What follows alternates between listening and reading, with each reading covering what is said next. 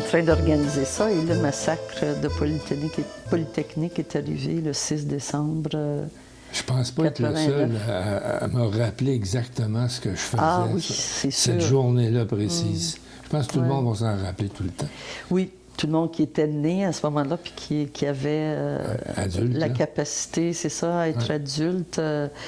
C'était un moment plus que bouleversant, en fait, parce que je pense que pour plusieurs femmes, il y a eu le massacre, il y a la haine dont Marc Lépine a été l'expression la plus odieuse, en fait, de tuer des femmes, parce qu'elles sont, selon lui, des féministes et donc doivent être tuées, doivent disparaître. Et de l'autre côté, les réactions, en fait, ou l'imposition du silence envers les féministes par après, et qui continue jusqu'à aujourd'hui. On est en 2019, on vient de passer, il n'y a pas tellement longtemps, le 6 décembre, et malgré le fait que grâce à des féministes, on a réussi à avoir des changements sur la plaque commémorative qui est au parc du 6 décembre, où on dit que ce sont 14 femmes qui ont été tuées dans un attentat antiféministe. Il demeure que dans les médias, dans les différents documentaires qui ont été faits récemment, on est toujours... on refuse de donner la parole aux féministes, en fait. On donne la parole, évidemment, avec raison, aux familles, aux personnes qui étaient là, les personnes qui ont été touchées directement. Mais je pense qu'on n'est toujours pas prête, malheureusement, comme société en 2019, à reconnaître que c'était vraiment un geste antiféministe et que, donc, on doit, comme société, regarder ce que les féministes... Qui les féministes sont, ce qu'on a apporté et ce qui reste à faire. Parce que je pense que malheureusement, encore aujourd'hui, on est sur un mode défensif.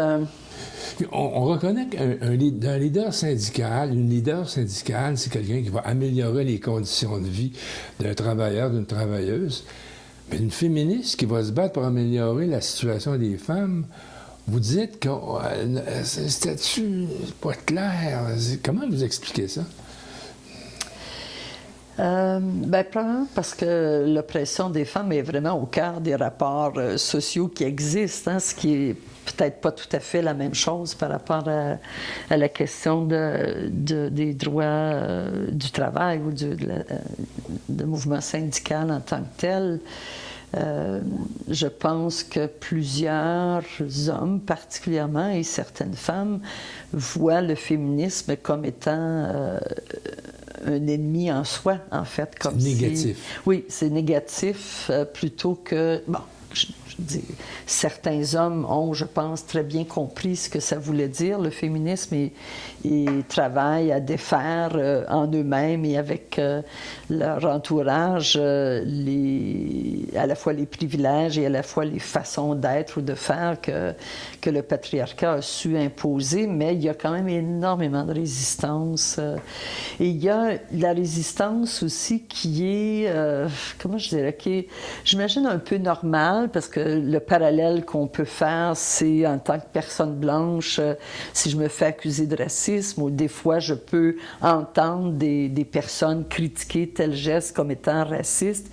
Et c'est vrai que quelquefois, comme je ne suis pas une personne qui vit du racisme moi-même, quelquefois c'est difficile d'entendre ou de comprendre exactement ce qui s'est passé. Mais justement, avec le féminisme, on essaie d'aller plus loin aussi pour souhaiter que ce désir de remettre en question les rapports entre les femmes et les hommes soit vu comme étant une avancée humaine et non pas une attaque, même si certains hommes méritent d'être confrontés et qu'on arrête l'impunité envers lesquels on traite, que ce soit des hommes qui agressent sexuellement, qui achètent des femmes, ou qui vendent des femmes, ou qui battent leur conjointe ou leur ex-conjointe.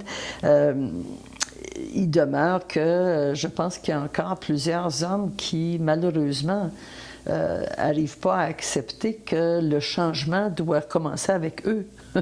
Il doit se faire avec l'ensemble des femmes, mais il doit commencer aussi par eux. Le meilleur exemple que ça, c'est presque anecdotique, mais pas tellement non plus, parce qu'il y a, justement, dans le cadre des 30e, c'était le 30e commémoration, en fait, du massacre de Polytechnique. Récemment, il y a une jeune femme que je ne connais pas là, qui a sorti un documentaire sur Polytechnique, que reste-t-il du 6 décembre, je crois, son titre. Et à l'intérieur, on voit Charles Tisser, qui, à l'époque, travaillait à Radio-Canada. Le soir même du massacre, il a été celui qui gérait les invités puis les personnes qui réagissaient. Évidemment, tout le monde avait à trouver un peu un sens à ça. Dans le documentaire, c'est intéressant. Il reconnaît qu'il a participé à taire, en fait, que c'était juste des femmes, ou à donner un sens à pourquoi un homme aurait visé particulièrement des femmes pour tuer des femmes. Il a contribué à ça. Il n'est pas le seul, évidemment. Et un peu plus tard, on le voit qui est très ému, évidemment, de cet événement-là, de ce qui s'en est suivi. Et il nous raconte que lui, il n'est jamais allé aux commémorations, à aucune des commémorations qui a eu lieu depuis 30 ans, sauf celle du 25e. Et au 25e, il nous raconte qu'il était soulagé d'entendre Nathalie Provost, qui était une des survivantes, était dans la première classe, là, où plusieurs de ses camarades ont été tués par Marc Lépine. Il était soulagé d'entendre Nathalie Provost dire à un de ses collègues masculins, qui était aussi élève de Polytechnique, qu'elle ne lui en voulait pas et qu'elle sentait qu'elle savait qu'ils avaient essayé de la protéger. Et là, on a un Charles Tisser qui se met à pleurer et qui raconte combien ça lui a fait du bien de savoir qu'elle ne l'haïssait pas. Et j'étais tellement enragée en voyant ça, parce que je me disais, non seulement il n'a jamais assumé comme homme qu'est-ce que ça voulait dire de savoir qu'un autre homme a tué 14 femmes parce qu'elles étaient femmes, parce qu'elles étaient féministes, mais il a attendu qu'une femme le rassure 25 ans plus tard pour pouvoir effectivement reconnaître comment il avait vécu cet événement-là, mais il n'avait aucune parole par rapport aux féministes et comment comme féministes, on a pu vivre cet événement-là. Et je trouvais que c'était l'exemple, malheureusement, trop souvent, des hommes veulent être rassurés par les féministes sur leur attitude, sur le fait qu'on les haït pas, qu'ils sont quand même que ce sont des bons hommes par rapport à d'autres hommes qui peuvent être, qui sont pas bons. Je pourrais être pire. Oui, c'est ça. Et donc, je trouve j'étais désespérée de voir qu'on n'en était pas plus loin que ça en 2019, qu'un homme qui a une stature et une notoriété publique quand même, Charles Tisser, ne soit pas capable de dire très ouvertement oui, il a fait une erreur à cette époque-là et que là, il comprend l'importance du féminisme. Je ne sais pas, moi, j'aurais aimé ça entendre, effectivement, en quoi et comment, maintenant, il pense qu'on doit donner la parole aux féministes. Et ça, je n'ai pas entendu ça. Je n'ai pas entendu de lui, je ne l'ai pas entendu. Je pense qu'au Québec particulièrement, on est très intéressé à la douleur qui a été vécue. Évidemment, personne ne peut nier que le choc, la douleur, elle est intense. Mais il y a quelque chose à regarder dans comment se fait-il que ça a pris 30 ans, probablement, pour reconnaître que c'était une attaque antiféministe. Et à partir du moment où on le constate que c'était une attaque antiféministe, quelle place on laisse aux féministes pour parler de ce qu'elles voient comme étant les défis ou les choses à changer entre les rapports entre les femmes et les hommes. On se contente de donner la parole, même si c'est tout à fait légitime, à une Francine Pelletier, à Monique Simard, mais Francine et Monique ne représentent pas, pour moi à tout le moins, le mouvement féministe au Québec.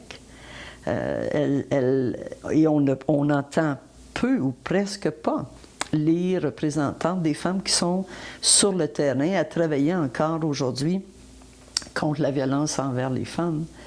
Et je pense que tant qu'on ne réussira pas à faire à ouvrir cet aspect-là du massacre de Polytechnique et de notre responsabilité comme société d'arriver à vraiment travailler contre la violence envers les femmes autrement qu'en le voyant par petits morceaux découpés. La violence conjugale d'un côté, la violence sexuelle, l'exploitation sexuelle de l'autre. Je pense qu'on aime bien tout découper en petits morceaux parce que peut-être que ça ne permet pas de voir justement l'ensemble et la globalité, en fait. Parce que, ultimement, la violence des hommes envers les femmes, de certains hommes envers les femmes, est l'obstacle ultime à l'égalité entre les femmes et les hommes. Tant et aussi longtemps que des hommes, même s'ils étaient juste quelques-uns, vont croire profondément qu'ils peuvent faire ce qu'ils veulent en tant qu'hommes avec leur conjointe, avec leur blonde, avec une femme avec qui ils sont, avec quelqu'un qui est dans la rue. L'égalité pour toutes les femmes est impossible. Elle est impossible parce que ça ramène continuellement les femmes à leur subordination, la subordination de leur corps, de leur sexualité, à ce que les hommes souhaitent.